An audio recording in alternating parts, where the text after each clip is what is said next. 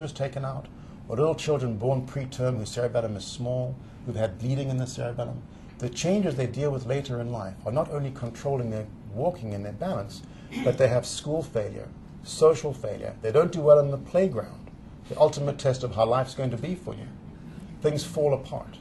And this leads us straight into psychiatry.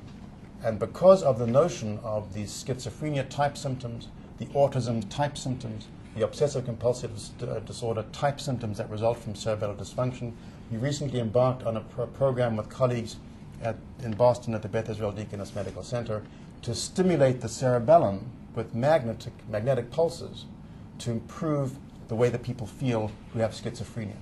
So we've gone from the notion of cerebellum as not just motor control to understanding its relationships, intellectual processing, and mood, moving into the attempt to try and modulate, upregulate, so to speak, what cerebellum does to improve behavior in truly intractable and devastating illnesses.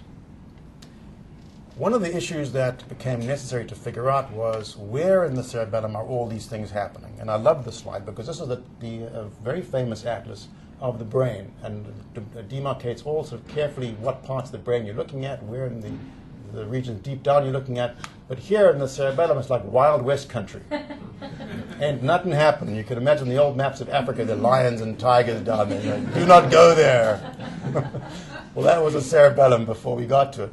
And I worked with, again, a very wonderful collaborative project with people in the Montreal Neurological Institute and with the groups at University of California, Los Angeles, to develop the MRI atlas of the human cerebellum, which has details of where things are and how they're arranged. One can do a lot with this. And I'm going to show you just one slide. This is work that is now being resubmitted to the journal, so it's hot off the press and isn't even in publication yet. It's actually a remarkably easy idea, which for some reason hasn't been done before.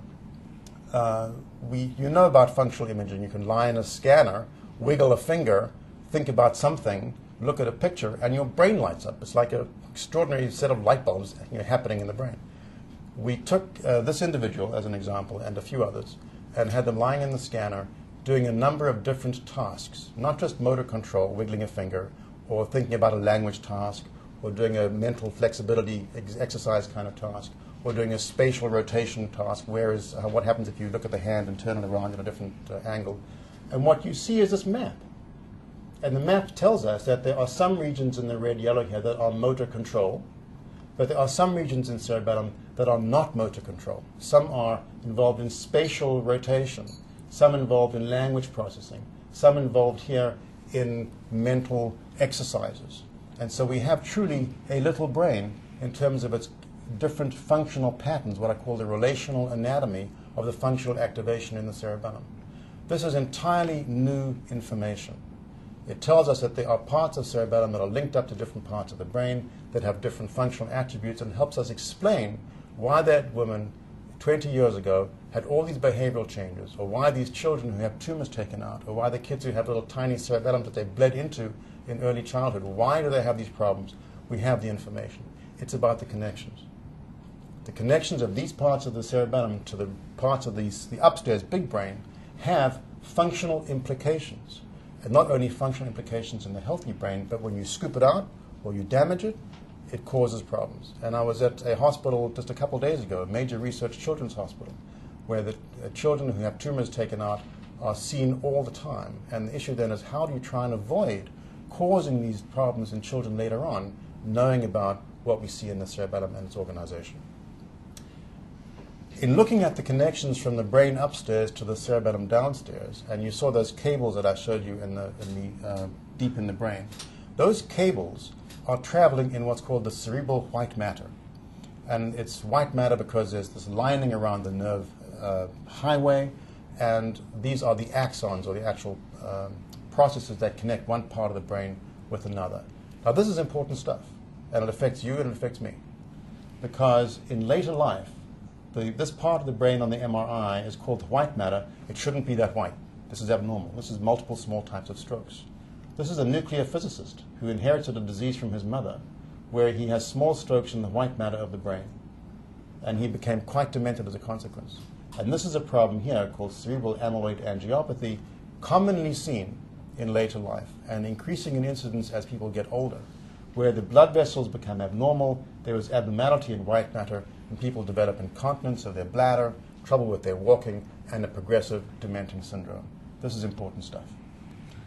People have cared about white matter for a long time. These are magnificent illustrations. With Dr. Pandya, I spent some wonderful time rummaging through the libraries at Cantway Medicine Library in Boston at Harvard Medical School to see the diagrams of Vucens in the 1600s and Vic de Jure and Gall of the phrenology, Gall and Spurzheim. You probably all know his name. Gall was a wonderful anatomist, as it turns out. He wasn't just a charlatan. But the most recent evaluation of the white matter of any great detail and complexity was in 1895. So 100 years later, with Dr. Pandya, we decided to use this technique that's now available and study the fiber pathways of the brain. This is an example of that injection of a tracer in a monkey brain, and these white lines are cables linking the brain to other parts of the cerebral cortex. So the details are actually wonderful, but I won't take you through that now, and if you'd like to stay behind, we'll go through it in detail, and then you can have a test afterwards. But what this did is it took the slide, this is a slide of the monkey brain, where there's nothing here in the white matter, as you can see on this stain, but when you do the track tracing and you put it together in a synthetic manner, you understand the cables. Each one of these is a major cable linking different parts of the brain. And then we discerned from this project what we call the general principle of organization of the cerebral cortex. In one word, the cerebral cortex is talking to 5 different places. Every part of the brain talks to another 5 different sets of places. It talks to somewhere else on the same side of the brain. It talks to the other side of the brain. It talks to the region called the basal ganglia, now going back to the patient back in the 1980s. It talks to the thalamus, and you can have a little stroke in the thalamus and get an instant dementia. And it talks to the brainstem pons region, which goes down into cerebellum. So all of a sudden, by following the heart, by following the passion, boy, isn't that cool, look at the white matter pathways, all of a sudden you have the notion that there are most of the regions of the brain send information down into the cerebellum. Having showed that, there was a new evolution in imaging that actually made an enormous impact. And life works like that. It's sort of cosmic. You know, you get to a point and then lo and behold, something lands in your lap. So this is a beautiful MRI rendition of the brain as we know it. Okay? This is the new way to look at the brain. Diffusion tensor imaging was developed in the last 10, 15 years, but my colleague, Dr. Van Woerdien, has devised a different kind of approach called DSI. The details don't matter, but what it does is it allows us to see the details of how these tracts cross each other in the brain. And you can see this in the rat, in the monkey, and different versions of the human. These are the actual pathways that you and I have in our brains, linking different brain regions together. You can also see, here's a bundle, for example, that when the surgeons treat obsessive compulsive disorder, they go and attack that bundle. It's an important bundle for emotional kind of processing. This is another one down the bottom here, which turns out to be important, we think, in schizophrenia, according to some studies of functional imaging. We now know also that in the monkey brain you can make a connect, you can look at all the connections of the brain just looking at one particular region.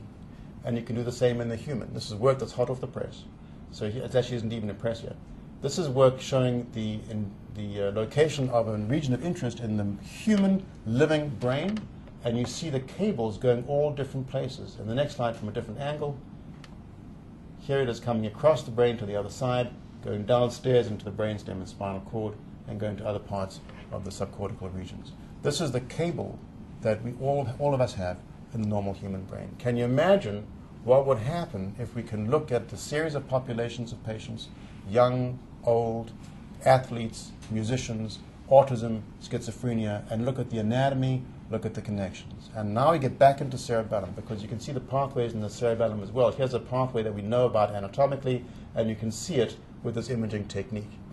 And we can also see it, there's a whole bunch of pathways here, but to draw attention to these little strands in the cerebellum, these are the way that the nerve cells are connecting in cerebellum, and these melt away in the spinocerebellar ataxias. They melt away in SCA17 that Katie has. They melt away in SCA3 that occurs in Machado-Joseph disease in folks who have Portuguese Azorean descent.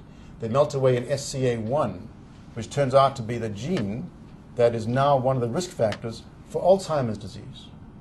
They melt away in SCA2. They can look like Parkinson's.